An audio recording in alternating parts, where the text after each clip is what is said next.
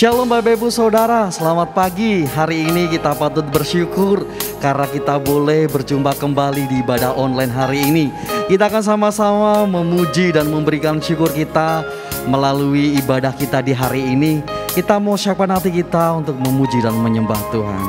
Kita mau tundukkan kepala kita mau membesarkan dan mengagungkan namanya.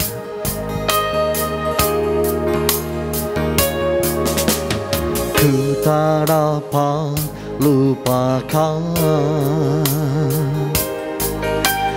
kebaikan yang ku terima, pengorbananmu yang mulia jadikan ku berharga. Kau tulus menerima aku apa adanya. Kekuatan kasih-Mu nyata memulihkan hidupku. Kau bukan Tuhan yang melihat rupa, Kau bukan Tuhan yang memandang harta. Hati hamba yang selalu Kau cari, biar Kau temukan di dalamku. Selama ku hidup, ku mau menyembah-Mu, sebab Engkau sangat berarti bagiku. Yang terbaik yang ada padaku, ku persembahkan kepadamu, Yesusku. Mari dengan segenap hati kita mau katakan dengan sungguh-sungguh lagi.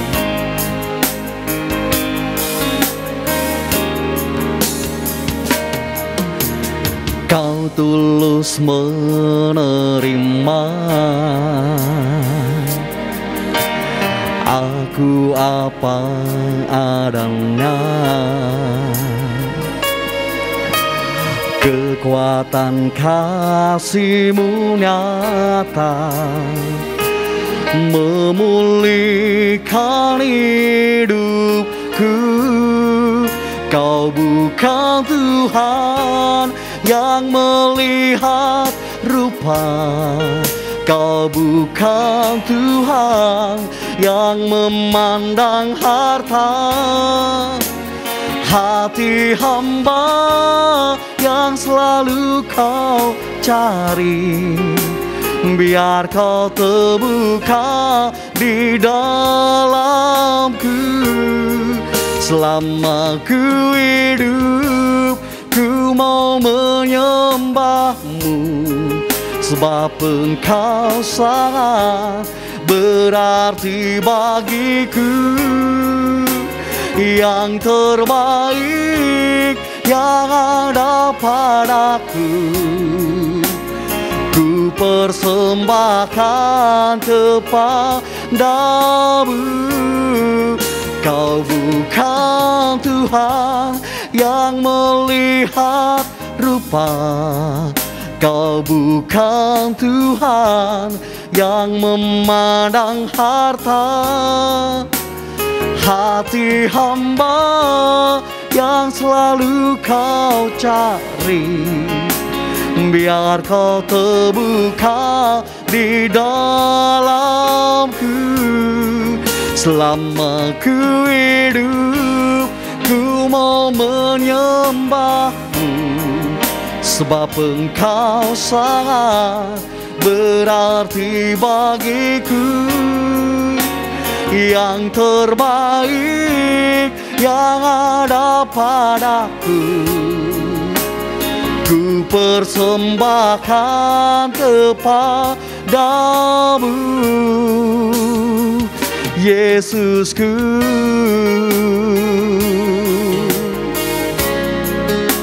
Yang terbaik yang ada padaku, ku persembahkan kepadamu,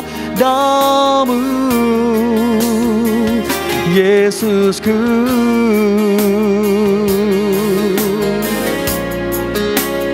Yang terbaik yang ada padaku, ku persembahkan kepadamu, Yesusku. Haleluya, haleluya, haleluya. Kami bawa hati kami bawa jiwa kami bawa rindu kami untuk menyembahmu. Haleluya, oh haleluya, oh shikaralala mayaralabo, shikiaralala mayaralabo, shikiaralalo. Haleluya, haleluya, oh haleluya, Yesus, syukur bagimu. Inilah hati kami Tuhan, inilah setiap kerinduan kami Tuhan. Kami rindu untuk menjadi hamba-hamba-Mu yang berkenan. Tuhan Yesus, terimalah setiap pujian kami, terimalah setiap penyembahan kami. Biarlah setiap pujian dan penyembahan kami ini boleh menyukakan hatinya Tuhan. Dan sebentar Tuhan kami akan duduk diam mendengarkan firman-Mu. Berbicara atas kami semuanya, kami siap untuk menerima isi hati Tuhan bagi kami semuanya. Terima kasih Tuhan, hanya di dalam nama Tuhan kami Yesus Kristus kami sudah berdoa dan mengucapkan syukur kami. Haleluya, amin. Shalom saudara yang terkasih dimanapun saudara berada. Kita akan belajar kebenaran firman Tuhan hari ini. Tema firman Tuhan hari ini adalah melayani Tuhan sebagai gaya hidup. Saudara-saudara yang terkasih dalam nama Yesus, kalau kita anak Tuhan, hamba Tuhan, orang percaya, sebetulnya gaya hidup kita adalah melayani. Ini sebetulnya seperti itu, tapi ada beberapa orang mungkin, atau mungkin saya sendiri atau mungkin kita sendiri belum paham. Maka kita belajar hari ini bagaimana melayani Tuhan itu sebagai gaya hidup. Langsung kita buka saja dalam Markus pasal 10 ayat 42 sampai 45. Demikian bunyi firman Tuhan, saudara-saudara. Markus pasal 10 ayat yang 42 sampai 45. Tetapi Yesus memanggil mereka lalu berkata, "Kamu tahu bahwa mereka yang disebut pemerintah bangsa-bangsa memerintah rakyatnya dengan tangan besi, dan pembesar-pembesarnya menjalankan kuasanya dengan keras atas mereka. Tidaklah demikian di antara kamu. Barang siapa ingin menjadi besar di antara kamu, hendaklah ia menjadi pelayanmu. Dan barang siapa ingin menjadi yang terkemuka di antara kamu, hendaklah ia menjadi hamba untuk semuanya. Karena anak manusia juga datang bukan untuk dilayani, melainkan untuk melayani dan untuk memberikan nyawanya menjadi tebusan bagi banyak orang."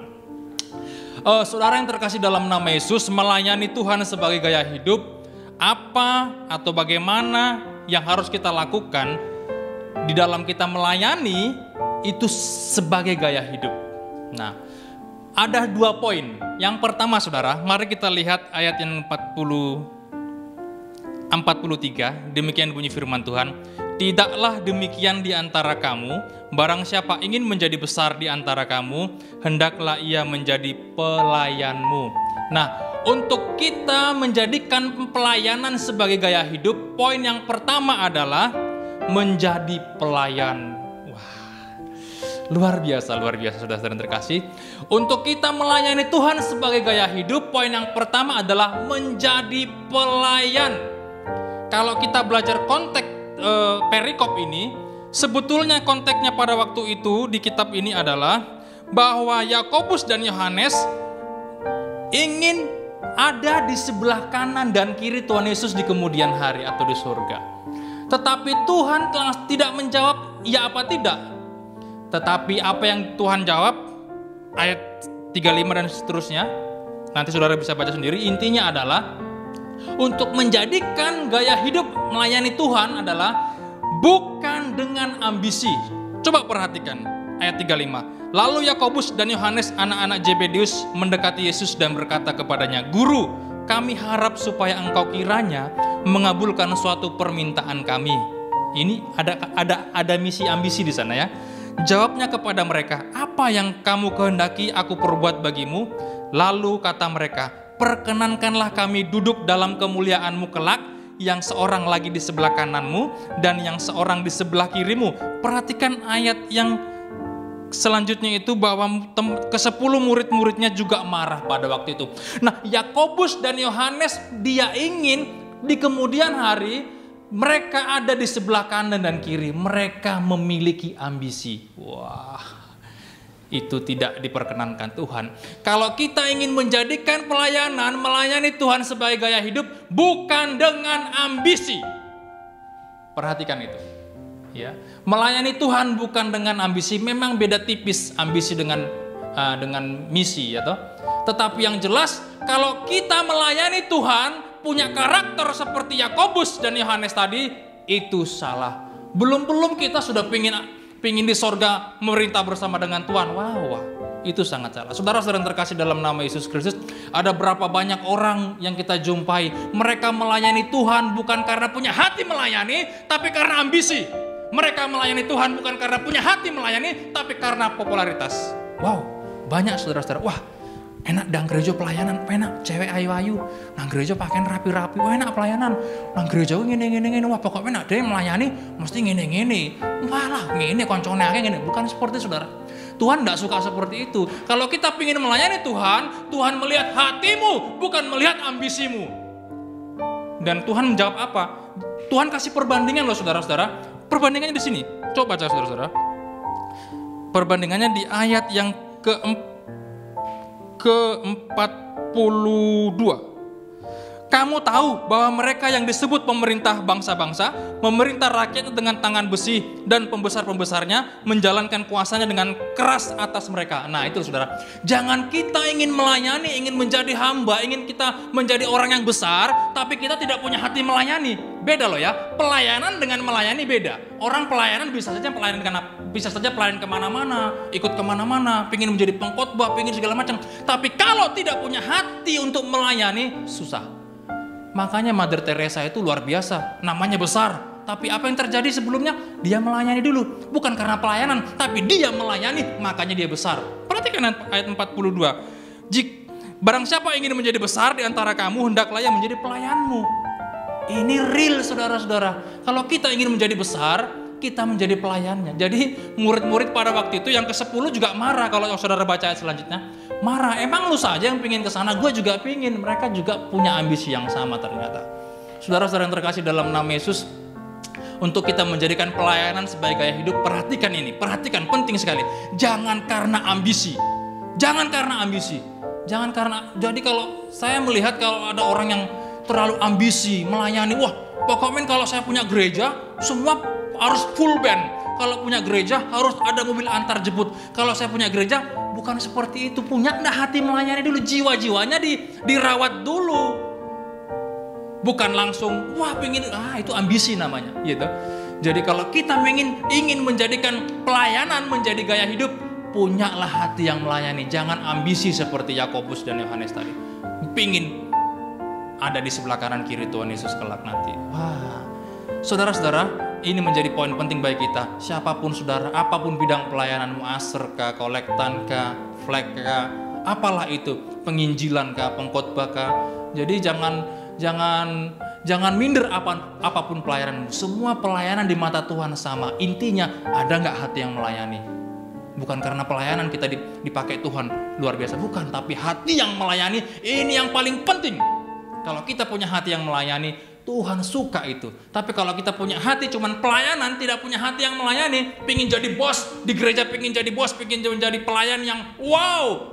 Enggak seperti itu, saudara. Tuhan pingin hatimu yang melayani Tuhan. Bukan cuman pakaianmu, bukan cuman penampilanmu, bukan cuman aksesorismu, bukan cuman atributmu, tapi hatimu melayani Tuhan. Sehingga apa yang kau kerjakan di rumah, di sekolah, di gereja, dimanapun dunia kerjamu, Tuhan dimuliakan melalui cara hidupmu. Karena hatimu sudah beres di hadapan Tuhan. Itu yang pertama. Yang kedua, singkat saja. Yang kedua, ayat yang 44. Dan barang siapa ingin menjadi yang terkemuka di antara kamu, hendaklah ia menjadi hamba untuk semuanya. Nah, poin yang kedua adalah untuk kita menjadikan gaya hidup kita sebuah pelayanan adalah, untuk menjadikan melayani Tuhan sebagai gaya hidup adalah, yang kedua adalah menjadi hamba. Nah, kalau kata di sini sebetulnya artinya doulos. Nah, sebetulnya kalau kata doulos di sini, kata hamba ada 159 kali dalam Alkitab, budak ada 4 kali. Nah, doulos ini memiliki 2 arti, servant dan slave. Sebetulnya arti budak, arti hamba menurut konsep modernisasi sekarang berbeda dengan konsep zaman dulu, zaman orang Yahudi. Berbeda, saudara-saudara. Nah, apa artinya menjadi hamba? Kalau kita ingin menjadi terkemuka, kita harus menjadi hamba atas semuanya. Nah, ternyata artinya sebetulnya adalah slave. Itu artinya slave adalah hamba yang terikat hidupnya ditentukan oleh tuannya. Nah, karena konteksnya pada zaman dulu, hamba konteks zaman dulu bisa diperjualbelikan. Artinya hamba itu terikat dengan tuannya. Nah, untuk kita menjadikan melayani sebagai gaya hidup adalah kita terikat dengan tuannya. Kita tidak bisa berbuat apa-apa. Kita tidak memiliki hak apapun atas hidup kita. Hanya Tuhan yang memiliki hak atas hidup kita.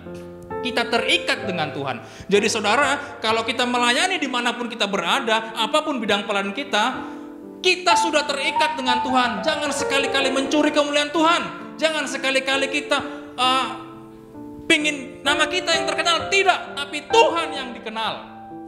Itu saudara-saudara. Jadi yang kedua adalah melayani sebagai gaya hidup. Perhatikan, kita itu terikat dengan Tuhan. Jadilah hamba. Hamba itu sudah terikat dengan Tuhan. Konteks pada waktu itu hamba zaman dulu bisa diperjualbelikan. Kalau konteksnya, nah artinya kita itu tidak memiliki hak apapun atas hidup kita. Kita hidup karena anugerahnya. Sudah tidak ada hak kita, apapun hak untuk hidup kita. Karena anugerahnya kita makanya hidup.